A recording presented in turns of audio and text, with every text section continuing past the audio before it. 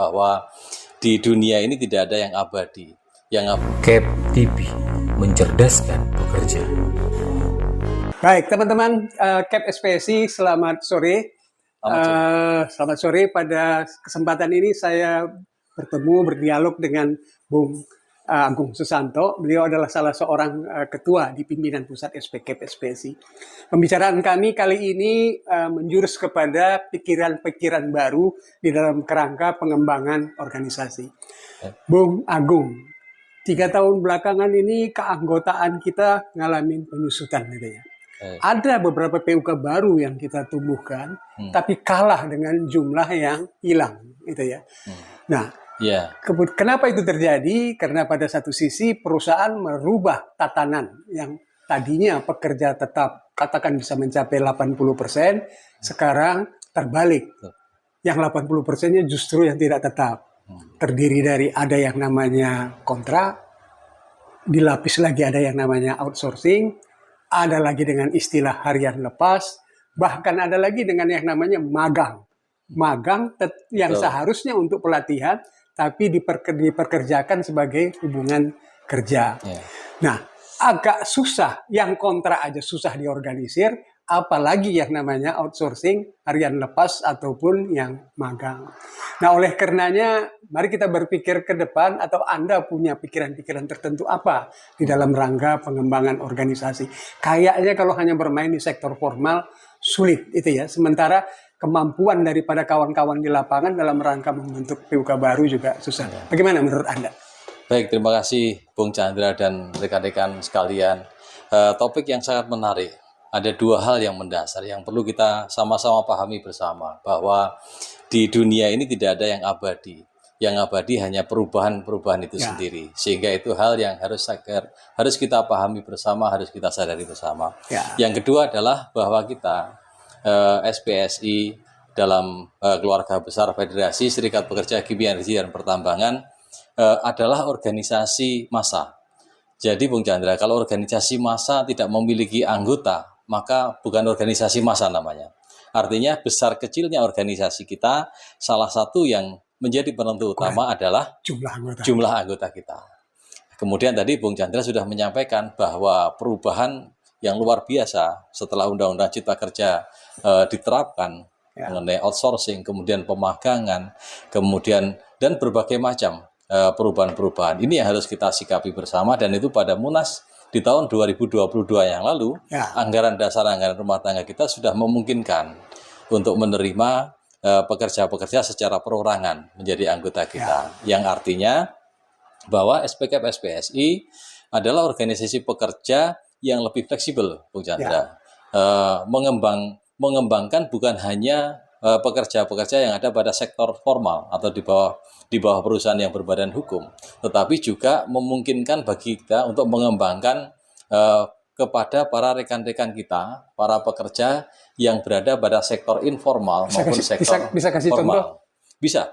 Jadi contohnya yang tadi juga Bung Chandra sudah ceritakan, manakala rekan kita bekerja pada satu perusahaan, kemudian dirubah statusnya dari karyawan tetap menjadi karyawan kontrak, ataupun ter-PHK, tidak bekerja lagi, dan harus bekerja pada sektor informal seperti menjadi buruh bangunan atau menjadi pengrajin misalkan. Ini bisa kita wadahi. Terus juga dilihat juga Bung Chandra di luar sana bahwa pekerja-pekerja yang bekerja pada sektor informal maupun non formal seperti kuli bangunan, buruh bangunan, pedagang lapak, kemudian juga kebetulan kita juga mengembangkan di wilayah di Jawa Timur. Banyak sekali potensi-potensi sektor pertanian, peternakan, perikanan dan seterusnya yang pekerjanya juga sangat banyak jumlahnya. Tidak hanya di industri tapi juga di sektor budidaya misalkan. Saya selah sedikit dari sisi si pekerja informal. Apa yang mereka harapkan ketika bergabung dengan kita? Sangat banyak. Antara lain. Kalau kita lihat sebetulnya di fakta di lapangan bahwa kepentingan pekerja dengan kepentingan perusahaan atau pengusaha itu sama.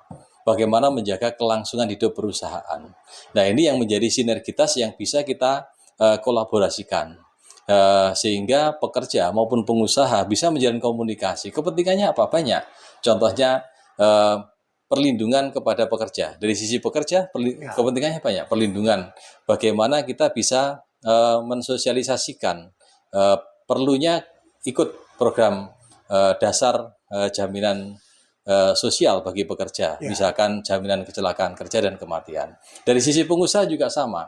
Kalau ada komunikasi yang baik dengan pekerja, maka banyak hal yang bisa kita pecahkan, kita komunikasikan secara baik tanpa harus melalui konflik yang sama-sama tidak kita inginkan, Bung Chandra. Ya, itu dalam kaitan pekerja informal yang tadi sebelumnya kita udah urai siapa-siapa saja. Saya juga tertarik misalnya, kenapa kita kok nggak ngorganisir juga misalnya pekerja migran, baik sebelum maupun setelah pulang dari luar negeri. Iya. Menurut Anda bagaimana? Betul. Perlukah itu? Jadi visi dari Serikat Pekerja Kimia Energi Pertambangan sebagai serikat pekerja berkelas dunia melihat pekerja migran juga merupakan potensi yang sangat besar dalam pengertian bagaimana kita bisa memberikan perlindungan kepada pekerja migran yang sekarang ini masih belum banyak diperankan oleh serikat pekerja. Di sisi lain juga kita dari serikat pekerja SPKP SPSI ini bisa turut serta untuk bersama-sama dengan pemerintah dan stakeholder lainnya melakukan rekrutmen, melakukan pendidikan, dan juga melakukan pelatihan kepada tenaga terampil dan tenaga terdidik untuk dapatnya bekerja di luar negeri, namun dengan perlindungan yang memadai dari organisasi maupun dari berkolaborasi tentunya dengan pemerintah Indonesia maupun pemerintah negara tujuan. Pun juga jangan lupa bahwa kita, KSPSI di bawah pimpinan Bung Andi Gani Ninawea itu memiliki jaringan yang sangat kuat, baik di ASEAN maupun di internasional. Sehingga perlindungan kepada pekerja migran dapat kita lakukan secara maksimal, pun juga secara skill dan kompetensi dari pekerja bisa kita tingkatkan. Oke. Tentu kita butuh mitra di dalam kerangka pengorganisasian ini. Ya. Seberapa jauh Anda punya keyakinan bahwa misalnya katakan dalam pekerja informal itu tadi ada kesediaan dari katakan yang di pemerintahan untuk ikut membantu kita. Seperti apa itu formatnya? Baik, Bung Chandra. Jadi kita yang pertama mulai dari diri kita sendiri. Sebagai organisasi yang tadi sudah kita sampaikan di awal, perubahan itu adalah hal yang tidak bisa kita hindari. Sehingga kita harus belajar melakukan kolaborasi. Belajar untuk membuka diri, belajar juga untuk meningkatkan skill dan komunikasi dan kompetensi kita, bagaimana berkolaborasi. Jadi kata kunci adalah bagaimana kita bisa berkolaborasi dengan pihak lain, dengan stakeholder lain, baik yang ada di Indonesia, dalam hal ini pemerintah misalkan, atau lembaga-lembaga lain yang terkait, maupun berkolaborasi dengan negara tujuan, di mana tenaga kerja tersebut akan kita bantu penempatannya di sana. Organisasi buruh di internasional sudah tidak diragukan lagi bahwa KSPSI di bawah Bung Andi Gani Ninawea ini memiliki akses yang luar biasa. Beliau menjadi presiden ASEAN dan kemudian juga akses di industri oil juga kita sangat kuat, Bung Chandra. Ya, saya menangkap apa yang Anda katakan barusan. Salah satu syarat keberhasilannya buat kawan-kawan kita yang nanti di lapangan, yang bertebaran di seluruh Indonesia, mereka harus punya kompetensi, harus membuka diri. Juga nggak kalah pentingnya mengidentifikasi siapa-siapa yang akan diorganisir, komunikatif di dalamnya. Apa ada syarat lain? Yang utama adalah sebetulnya tadi setelah kita memiliki keyakinan bahwa lebih banyak solusi dari permasalahan. Karena tantangan itu kalau dianggap sebagai permasalahan, yang penting adalah bagaimana kita mencari solusinya. Kolaborasi adalah kata kuncinya.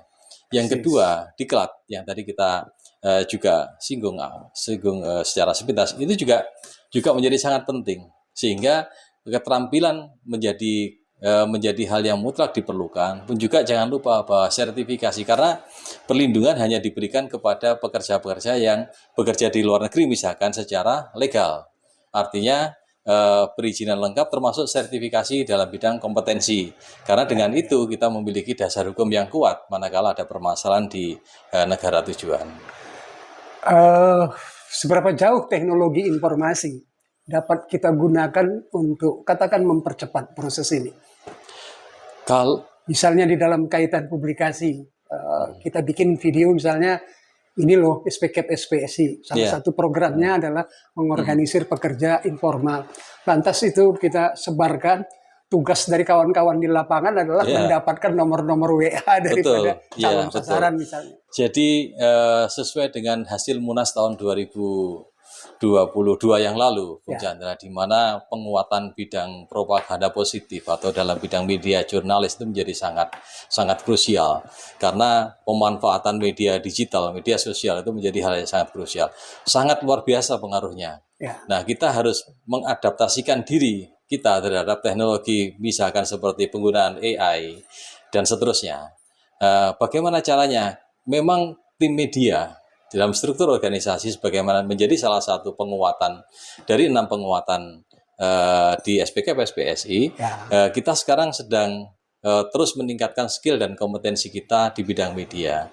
Karena dengan penggunaan media kita bisa menyampaikan apa yang menjadi visi organisasi, program organisasi, peluang pun juga bukan hanya sekedar sekedar bahwa SPS ini tukang demo, enggak. Ya.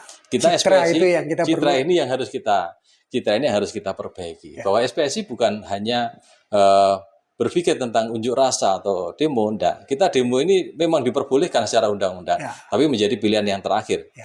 Negosiasi, kolaborasi, sinergi itu yang menjadi ciri khas dari SPSI. Serikat pekerja adalah Serikat alternatif pekerja. solusi dari Betul, permasalahan yang betul, dihadapi nggih. pekerja. Jadi kalau kita ini yang perlu dipublikasikan, bahwa kita juga berperan dalam bidang edukasi. Kita juga berupaya untuk membantu penyaluran tenaga kerja.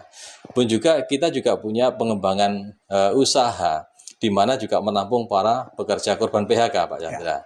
Ini juga bagian dari kontribusi bahwa SPCAP SPSI bukan hanya tukang demo dalam tanda petik, Pak Chandra, tapi juga kita berusaha memberikan solusi. Katakan urusan tradisional kita ngadapi PHK, urus pesangon doang tadinya. Sekarang mungkin sebelum mereka keluar dari perusahaan, kita lengkapi mereka dengan misalnya pelatihan wirausaha. Ini merupakan kontribusi kita. Baik, Bung Agung, terima kasih atas pikiran-pikirannya yang cukup brilian pada kesempatan ini. Semoga ini bisa dimanfaatkan oleh kawan-kawan kita di lapangan. Terima kasih. Sampai ketemu lagi.